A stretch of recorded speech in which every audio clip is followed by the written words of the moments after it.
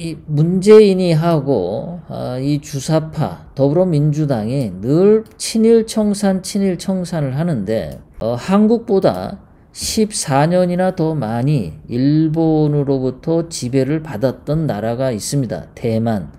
자, 50년 동안 대만은 통치를 받았어요. 1895년부터 1945년까지 말이죠. 대한민국보다 14년을 더 일제치하에 살았는데 대만 사람들은 일본을 좋아하더라.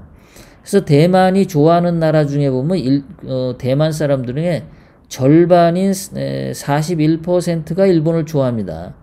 중국도 8%밖에 좋아하지 않아요. 중국보다도 일본을 더 많이 좋아해. 이상하지 않습니까? 자기네 나라를 일제 식민지로 했는데 일본을 더 좋아한다. 그런데 한국은 시간만 나면은 반일 선동을 해서 일본과 감정 싸움을 하고 있다라는 거. 그럼 대만은 왜 일본을 좋아할까? 일본은 당시 그 조선이라는 나라를 36년 동안 통치하면서 했던 정책과 대만을 50년 동안 지배하면서 했던 정책이 똑같습니다.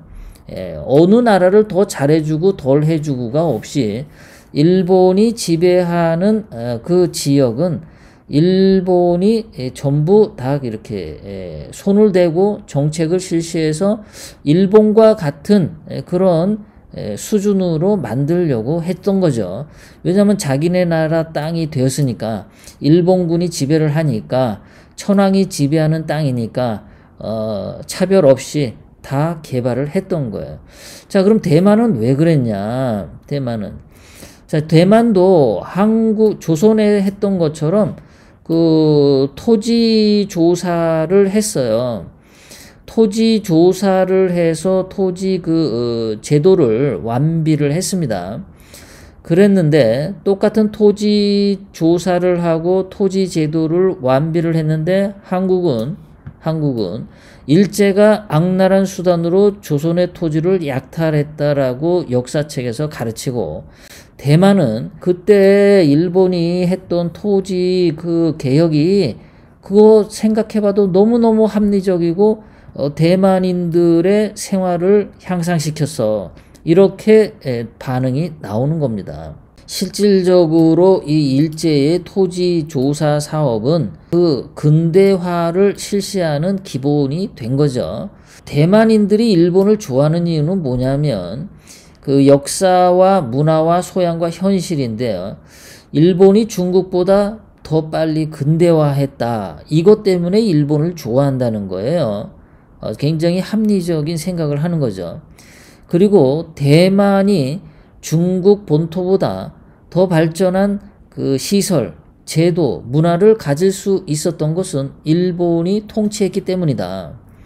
그리고 일본이 게임이나 전자제품, 애니메이션, 만화, 문학 이런 것들 보면은 일본의 문화가 수준이 높다. 그래서 일본을 좋아한다. 굉장히 합리적이고 현실적인 선택을 하는 거죠. 그리고 또 대만 사람들이 일본을 좋아하는 이유가 일본을 여행하다 보니까 쾌적하더라. 일본 사람들이 청결하더라. 문명적인 모습이더라. 그리고 몇 년 전에 동일본 대지진 때 일본 사람들이 질서를 지키는 걸 보고 야, 저 일본 사람들은 굉장히 이성적이구나. 이렇게 일본을 좋아한다는 거예요. 그리고 또 이 일본이 통치하기 전에는 중국 청나라가 대만을 지배했었는데 그때 아편이라든가 또는 그 대머리처럼 자르고 뒤에 긴 머리 기르는 변발, 그리고 전족이라고 여자들 발을 꽁꽁 묶어서 어릴 때부터 발을 묶어서 여자 발이 크지 않도록 만드는 그런 악습들이 있었는데 이게 일제가 통치하면서 그런 악습들을 전부 없애줘서 너무 고맙다. 이런 식으로 지금 대만은 일본을 좋아하는 겁니다. 자, 이런 관점에서 보면은 한국도 일본을 좋아해야 되죠. 양반제도라는 것을 없애줬죠. 그래서 그 양반과 그 노비, 그 당시에 조선시대에 그 노비가 전체 인구의 한 뭐 60% 절반 정도가 노비였죠.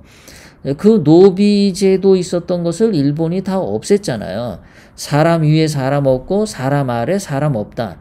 다 평등한 걸 가르쳐 줬단 말이죠. 거기다가 조선시대 때는 양반들만 서당에 가서 교육을 받았는데 일본 통치 시대에 초등학교, 중학교, 고등학교, 대학교, 신식 학교를 전 국민이 받을 수 있었죠. 그러니까 좋게 보면은 일제시대를 좋다고 보는 것이 대만 사람들이고, 한국 사람들은 좋은 것도 있는데 굳이 지배당했다라고는 피해의식을 과장해서 국민들을 정치적으로 이용하기 위해서 선동하는 게 더 많다라는 거죠. 그런 거 보면 대만 사람들은 실용적이고 합리적인 생각을 하는 반면에 한국인들은 감정적이고 과거 지향적이고 피해의식적인 아주 그 열등한 사고를 하고 있다라는 것이 드러나죠.